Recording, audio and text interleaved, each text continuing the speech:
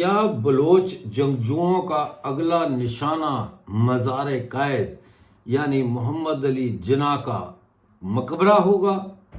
بلوچستان کے حالات سے ہر وقت باخبر رہنے کے لیے خبریں اور تجزیہ ڈاکٹر امجد ایوب مرزا پیش کرتے ہیں۔ پلیز چینل کو جوائن کیجیے۔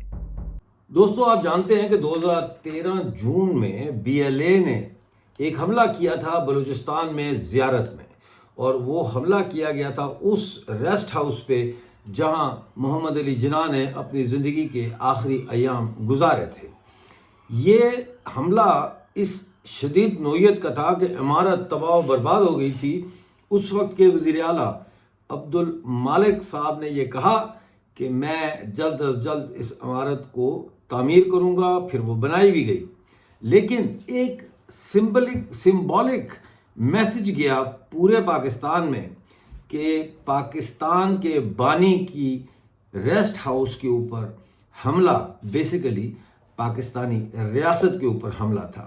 یہ ویسے بھی ایک ہیریٹیج سائٹ تھی۔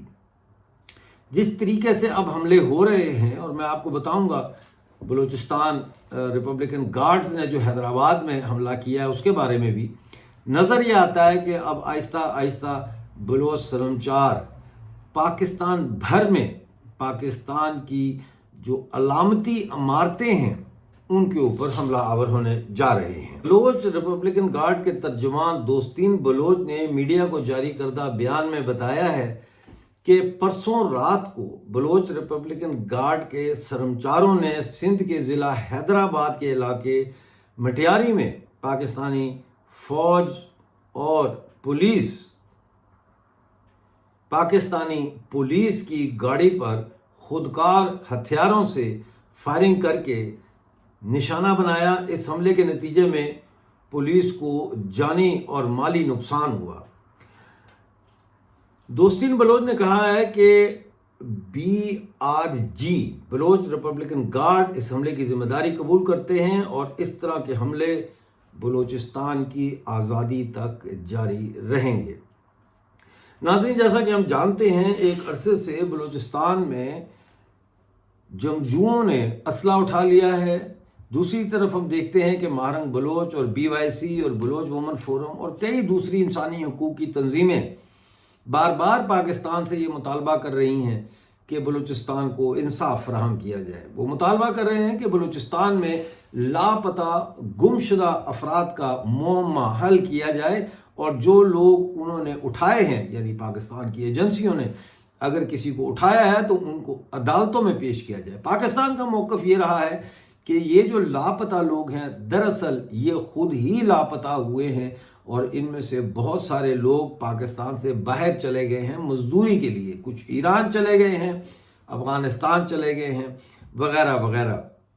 لیکن اگر یہ لوگ دوسرے ملکوں میں مزدوری کرنے کے لیے چلے گئے ہیں تو پھر ان کے پیاروں کو کیوں نہیں پتہ، وہ ان سے رابطے میں کیوں نہیں؟ اور اگر اس مزدوری کا مقصد یہ ہے کہ اپنے گھروں کے حالات کو ٹھیک کیا جائے، اپنی فیملیز کو لیونگ سٹینڈرڈ کو تھوڑا بہتر کیا جائے، تو پھر وہ تنخواہیں جو ان کو مل رہی ہیں اس میں کا بڑا حصہ وہ اپنے گھر والوں کو کیوں نہیں بھیج رہے؟ کئی دفعہ ایسا دیکھنے میں آیا ہے کہ بلوچ تنظیموں نے اسلام آباد کی جانب لانگ مارچ بھی کیا ہے، دھرنے بھی دیے ہیں، اور اس کے ساتھ ساتھ انہوں نے بلوچستان بھر میں سڑکوں کو روڈ بلاک کیا ہے، انہوں نے بڑے بڑے جلوس نکالے ہیں، لیکن پاکستانی ریاست کا کوئی اہلکار بھی ان سے مذاکرات کرنے کے لیے آج تک نہیں آیا۔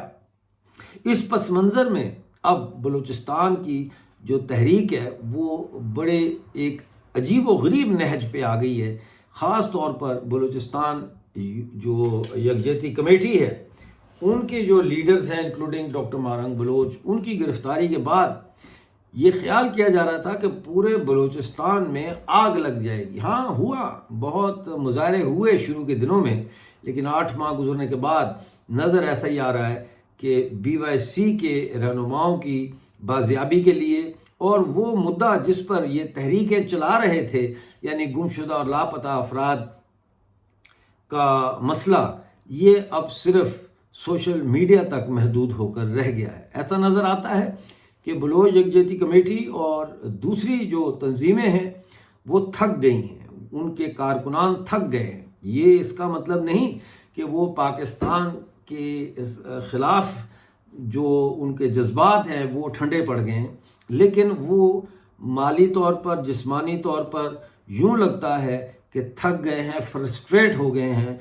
और इस सारी फ्रस्ट्रेशन के बीच में हम देखते हैं कि बहुत सारी अस्करी तंजीमें जो है वो अब मुतहरक हो गई हैं। शुरू में सिर्फ बलोच लिबरेशन आर्मी और बलोच लिबरेशन फ्रंट मुतहरक थे, इन्हीं के नाम आते थे। फिर हमने देखा कि बलूचिस्तान नेशनल आर्मी की भी खबरें आने लग गईं। फिर हमने देखा कि बलूचिस्तान के जो रिपब्लिकन गार्ड्स हैं और रिपब्लिकन आर्मी है वो भी मुतहरक हो गए। और फिर कई सालों की खामोशी के बाद यूनाइटेड बलोच आर्मी भी मैदान में कूदी है। इसके अलावा बलूचिस्तान में जहादी तंजीमें भी सरगर्म अमल है। कहा जाता है कि ये जहादी तंजीमें जो हैं बेसिकली पाकिस्तान की ही प्रॉक्सीज़ हैं, जिनको बलूचिस्तान में इस्तेमाल किया जा रहा है बलोच जंगजुओं के ख़िलाफ़। बहरहाल ये एक बहुत बड़ा मसला है। टारगेट्स हो रहे हैं मुख्तलिफ इलाके बलूचिस्तान में, और जैसा मैंने अर्ज़ किया, नज़र ये आ रहा है कि अब बड़ी बड़ी इमारतों के ऊपर टारगेट किया जाएगा।